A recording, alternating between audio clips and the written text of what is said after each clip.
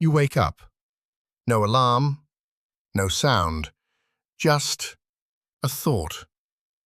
Your Neuralink implant detected the shift in your sleep cycle 3 minutes ago, and now it's gently pulling you out of REM by stimulating your reticular activating system. It's March 15th, 2032, and today you're going to experience what 6 years of exponential brain-computer interface development feels like, from the inside. Before we simulate this day, let's break it down from first principles. Your brain contains 86 billion neurons, forming over 100 trillion connections.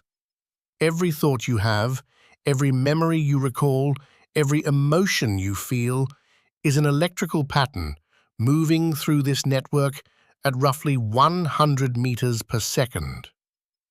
In 2024, Neuralink's first implant could read from 1,024 of those neurons. By 2032, the fourth-generation implant reads from over 50,000 electrodes spread across 3 brain regions simultaneously: motor cortex, speech cortex, and visual cortex. But here's the thing most people don't understand. The real breakthrough wasn't the hardware. It was the AI. 6:17 a.m. Your eyes are still closed, but you can already see. Not with your eyes, with your Blindsight array. 50,000 electrodes in your visual cortex are painting a heads-up display directly onto your perception. Calendar, weather. 22 degrees in Taipei, 3 messages overnight. You think the word open, and the messages unfold in your mind like memories you're suddenly remembering. One from your colleague in Berlin, one from your AI assistant summarizing overnight market movements, one from your mother. You feel a small warmth in your chest when you see her name, and the implant detects that too. It logs the micro-emotion, files it under well-being tracking, and moves on. 7 a.m. You step into the kitchen. Coffee is already brewing because the implant communicated with your smart home 12 minutes ago, when your brain first started transitioning out of deep sleep. You don't reach for your phone. You haven't owned one in 8 months. Everything a phone did, your implant does faster. You think a question: what's the fastest route to the office today? And the answer arrives not as words on a screen, but as a kind of spatial knowing. You just know. Turn left on Shinny Road, 14 minutes, light traffic. This is what they call neural augmented cognition. Information doesn't pass through your eyes or ears anymore. It integrates directly into your thought stream. And after 6 months of calibration, it feels as natural as remembering your own name. 9 a.m. You sit down at your desk. No keyboard, no mouse, no monitor. Just a thin titanium ring on your desk that serves as a local processing hub. You think, open project file. And a 3-dimensional workspace materializes in your visual field. Documents, spreadsheets, design files, all floating around you like a holographic cockpit. You grab a sales report with your mind, rotate it, zoom in on Q2 numbers. Your colleague in Berlin is already in the shared neural workspace. You can feel his presence, a faint signature at the edge of your awareness, like sensing someone standing behind you. He thinks a question at you. Not words, a concept, a compressed bundle of meaning that your implant translates into understanding. You reply the same way. An entire, complex idea transferred in 0.4 seconds. What would have been a 15-minute email thread resolved in under a second. But let's pause here and talk about what's actually happening underneath. The 50,000 electrode array records your neural firing patterns about 7,000 times per second. An onboard AI chip, roughly the size of a coin, runs a personalized language model trained specifically on your brain's unique neural dialect. Think of it like this. Your brain speaks a language that is completely unique to you. No two humans have identical neural patterns for the same thought. The AI spent its first 6 months learning your language, and now it translates between your biological mind and the digital world in real time with 97% accuracy. The 3% error rate? That's why you still get the occasional ghost notification, a stray thought about pizza that the system briefly interprets as a food delivery order. They're working on it.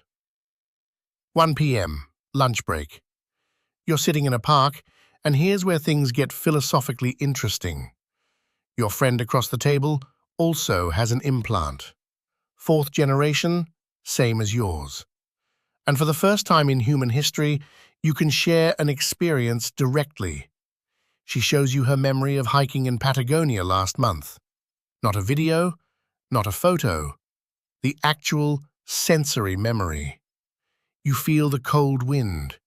You see the glaciers through her eyes. You sense her awe.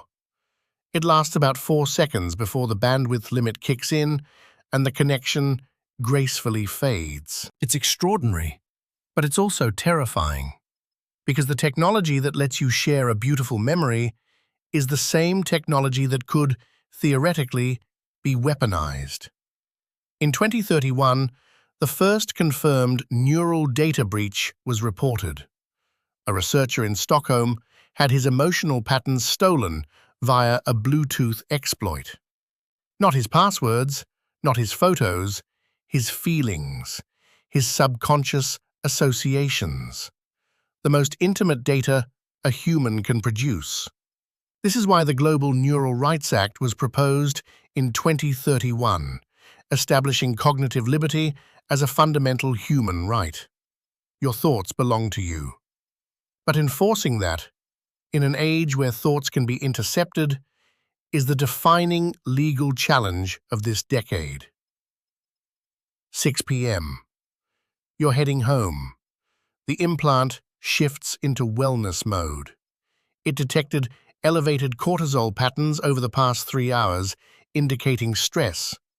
It suggests a breathing exercise, adjusting your visual overlay to soft blue tones. You decline with a thought, but you appreciate the nudge. 10 years ago, you would have carried that stress home without even knowing it was there. The implant can't fix your problems, but it can make the invisible visible. And sometimes, just knowing is enough. 11 p.m. You lie in bed, eyes closed. The implant powers down its active interfaces and switches to sleep monitoring mode.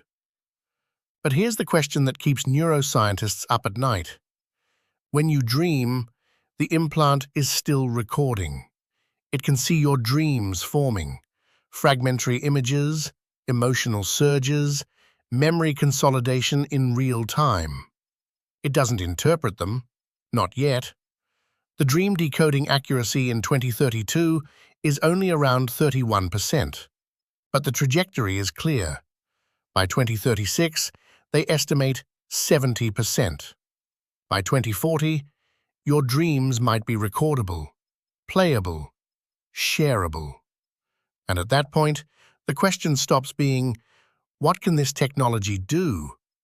The question becomes, if your thoughts can be read, if your memories can be shared, if your dreams can be recorded, where does the technology end, and where do you begin? The first Neuralink patient in 2024 said something that still echoes through every lab in the world. He said, "It feels like using the Force." 8 years later, 20 million people are on the waiting list. Not because they're disabled, because they want to be more. Whether that's evolution or the end of something irreplaceable about being human, is the question your generation will answer, and the clock is already ticking.